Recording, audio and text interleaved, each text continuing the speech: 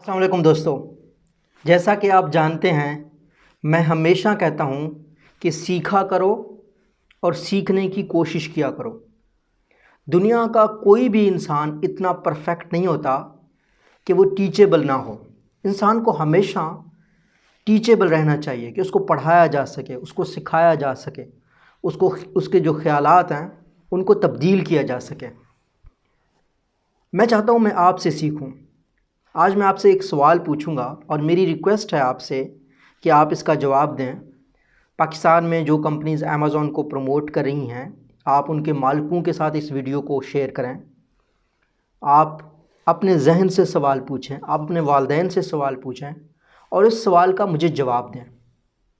हम सब लोग जानते हैं कि अमेज़ॉन कानूनी तौर पर लीगली पाकिस्तान में काम नहीं करता। एक चीज़ जिसका कानूनी तौर पर पाकिस्तान में कंपनी ने ऐलान किया कि मैं नहीं आता, क्या उस कंपनी के सर्विसेज को, काम को प्रमोट करना क्या कानूनी है, क्या लीगल है, क्या अखलाकी है? ये मेरा आपसे पहला सवाल है। प्लीज़ मुझे अपनी राय से आगाह कीजिएगा कि अगर वो कंपनी जो कहती है कि मैं लीगली पाकिस्तान में काम नहीं करती, उसको प्रमोट करने वाले लीगल और अखलाकी कैसे हैं? पहली बात। दूसरी बात, अमेज़ॉन पाकिस्तान में क्यों नहीं आ रहा? आपके जहन में क्या आता है? मैंने इस पर एक वीडियो बनाई। मेरे ख्याल में इसमें मुख्तलिफ़ फैक्टर्स हैं। उसमें आपका इंफ्रास्ट्रक्चर भी आ जाता है, monetary infrastructure, laws, customer experience, service refund policies और हमारे सेलर्स और लोगों का माइंडसेट। मेन वजह यह है कि अमेज़ॉन सोचती है हम लोग दो नंबरियाँ करते हैं, हम जुगाड़ वाली कौम है, हम लोग जुगाड़ करते हैं। तो क्या ये जो हमारा एक ऐसी कंपनी को प्रमोट करना पाकिस्तान में, जो पहले ही कानूनी हैसियत से पाकिस्तान में नहीं है, इस तरह करना, क्या ये गैर अखलाकी या गैर कानूनी जो अमेज़ॉन का माइंडसेट है, जो बाहर की इंटरनेशनल कंपनीज़ का माइंडसेट बन रहा है, क्या ये उसको प्रमोट नहीं करता? आपके जहन में क्या क्या ख्याल आता है?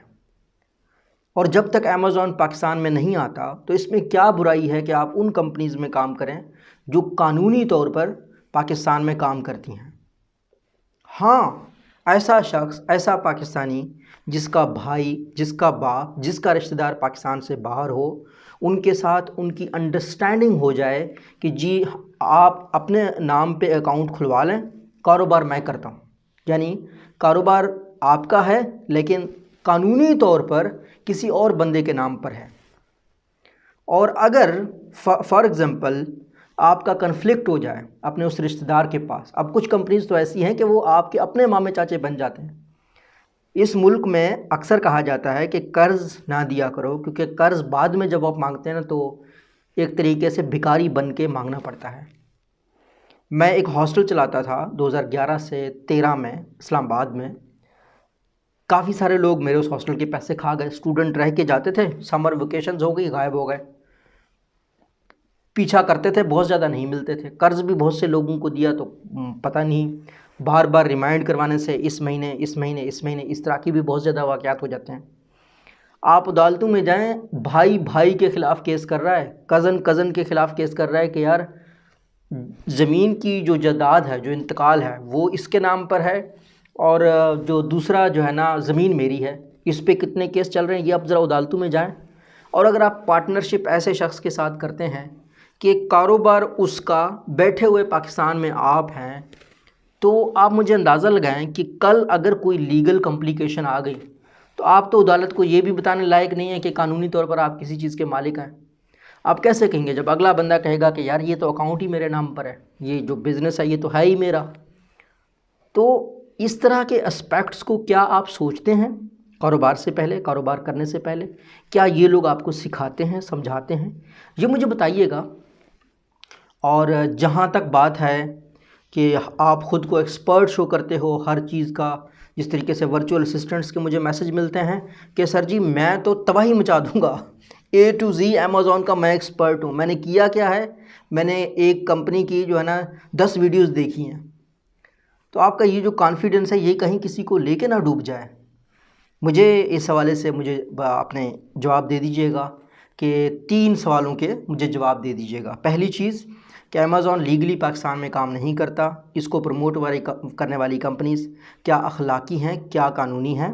दूसरी चीज़, पाकिस्तान में अमेज़ॉन नहीं आता कि सेलर्स का माइंडसेट ख़राब है, तो क्या ये जो माइंडसेट है जो अमेज़ॉन का पहले से बना हुआ है, क्या इन लोगों के इस तरह के जुगाड़ों की वजह से वो प्रमोट नहीं हो रहा।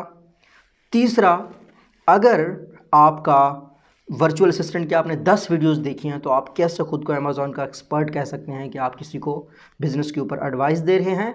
और अगर आप ऐसे बंदे के साथ कॉन्ट्रैक्ट कर रहे हैं जो आपका जानने वाला नहीं है, जो आपका दूर का लट से रिश्तेदार भी है, तो क्या आप उसके साथ कॉन्ट्रैक्ट करते हैं कि लीगली बिज़नेस तो उसके नाम पर हो, लेकिन उसके बाद बिज़नेस का आपको जो है ना किस तरीके से आप ख़ुद को सेव करते हैं। क्योंकि ये हमारे हुज़ूर पाक सल्लल्लाहु अलैहि वसल्लम का फरमान मुबारक है कि लिख लिया करो।